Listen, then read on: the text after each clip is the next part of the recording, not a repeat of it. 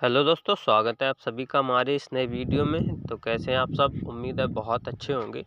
तो आज हम लोग करने वाले हैं एनसीईआरटी साइंस का चैप्टर, जिसमें आपका रहेगा मेटल और नॉन मेटल। इसमें जो भी आपके प्रश्न लिए गए हैं सारे एनसीईआरटी से सिलेक्टेड प्रश्न हैं और सारे किसी न किसी एग्ज़ाम में आए हुए हैं। तो चाहे आप किसी भी एग्ज़ाम की तैयारी कर रहे हैं, अगर इस चैप्टर से आपका प्रश्न आएगा तो आपसे प्रश्न बनेगा। तो उम्मीद है आपको वीडियो पसंद आएगा। दोस्तों, अगर वीडियो पसंद आए तो वीडियो को आप लाइक कर सकते हैं और शेयर कर सकते हैं, और साथ साथ चैनल को भी सब्सक्राइब कर सकते हैं, जिससे आने वाले लेटेस्ट वीडियो की अपडेट आपको समय से मिलती रहे। तो देरी न करते हुए शुरू करते हैं हम लोग पहले क्वेश्चन के साथ। तो पहला क्वेश्चन है, धातुएं सामान्यतः चमकदार होती हैं और किस अवस्था में पाई जाती हैं? यानी कि जो धातुएं होती हैं वो सामान्यतः चमकदार होती हैं और किस अवस्था में पाई जाती हैं? तो जो धातुओं की अवस्था होती है वो ठोस अवस्था में पाई जाती हैं। अगला क्वेश्चन है, वे धातुएं जो मुलायम होती हैं तथा जिन्हें चाकू से काटा जा सकता है। वैसे तो धातुएं सभी ठोस होती हैं, लेकिन ये कुछ धातुएं होती हैं जो मुलायम होती हैं और इन्हें चाकू से भी काटा जा सकता है। तो उन धातुओं में कौन कौन सी आती हैं? तो वे हैं लिथियम, सोडियम और पोटेशियम। इन धातुओं को चाकू से भी काटा जा सकता है। अगला क्वेश्चन है, वह धातु जो कमरे के ताप पर द्रव अवस्था में पाई जाती है। यह एक ऐसी धातु है जो कमरे के ताप पर द्रव अवस्था में पाई जाती है। वैसे सभी धातुएं ठोस अवस्था में पाई जाती हैं। तो इस धातु का नाम है पारा, यानी कि मरकरी। अगला है, धातुओं को पीटकर पतली चादर के रूप में परिवर्तन करने की प्रक्रिया को क्या कहते हैं?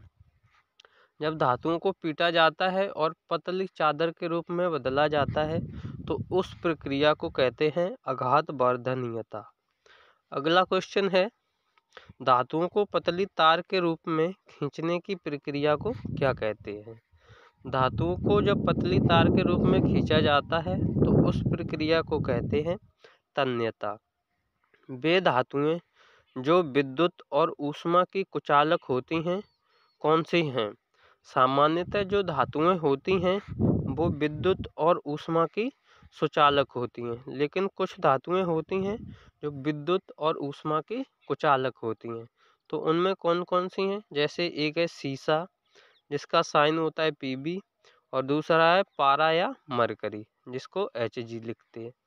अगला है आपका, वे धातुएं जिनका गलनांक और क्वथनांक कम होता है।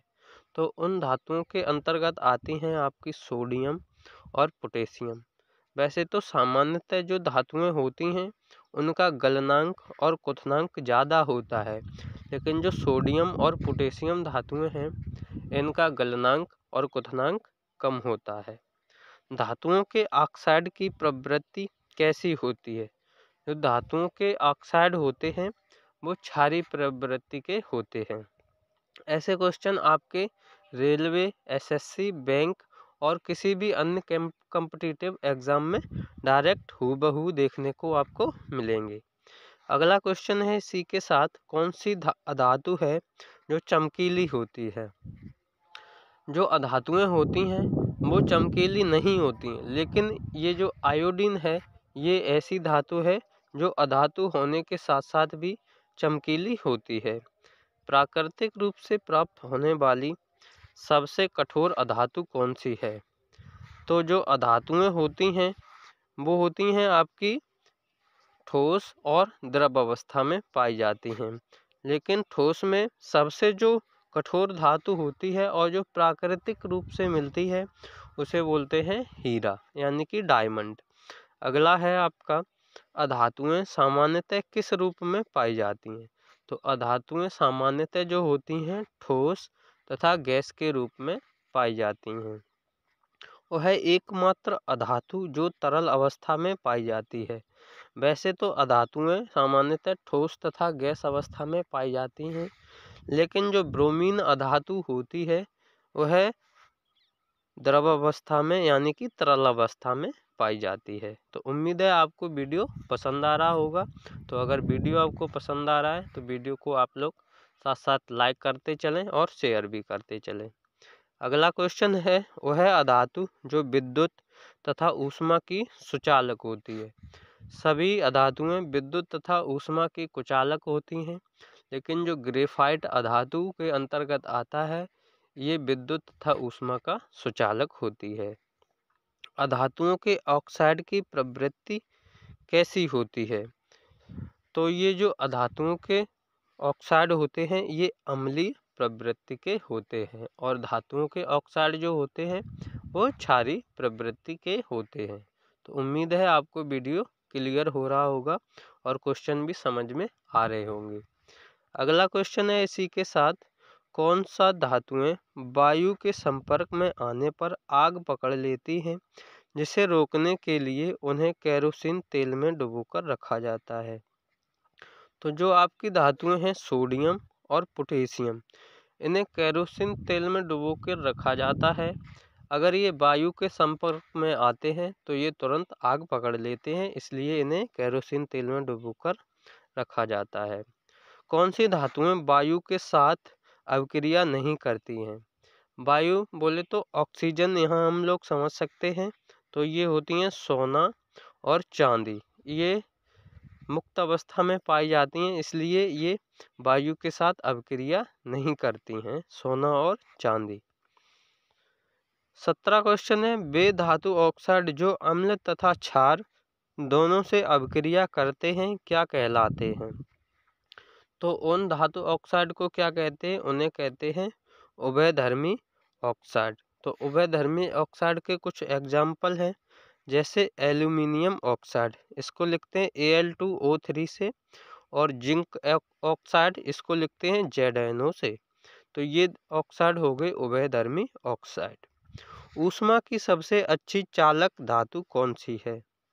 तो जिसमें सबसे अच्छे तरीके से ऊष्मा प्रवाहित हो सकती है तो वो धातु है आपकी चांदी, यानी कि Ag।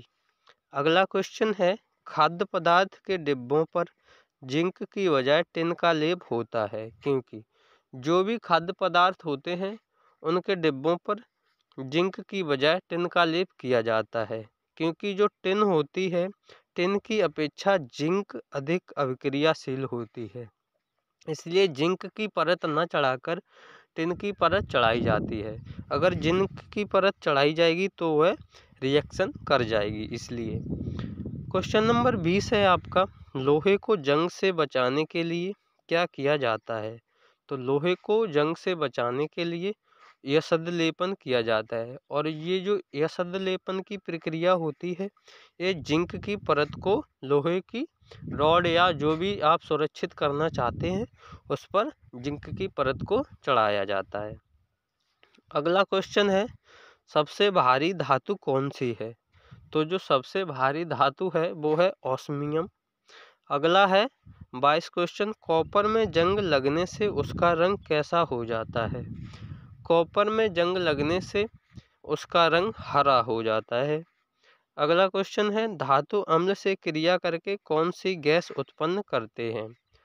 कोई भी धातु अगर अम्ल से क्रिया करती है उसके उत्पाद के रूप में आपको हाइड्रोजन गैस अवश्य देखने को आपको मिलेगी। तो 23 का हो जाएगा आपका हाइड्रोजन आंसर।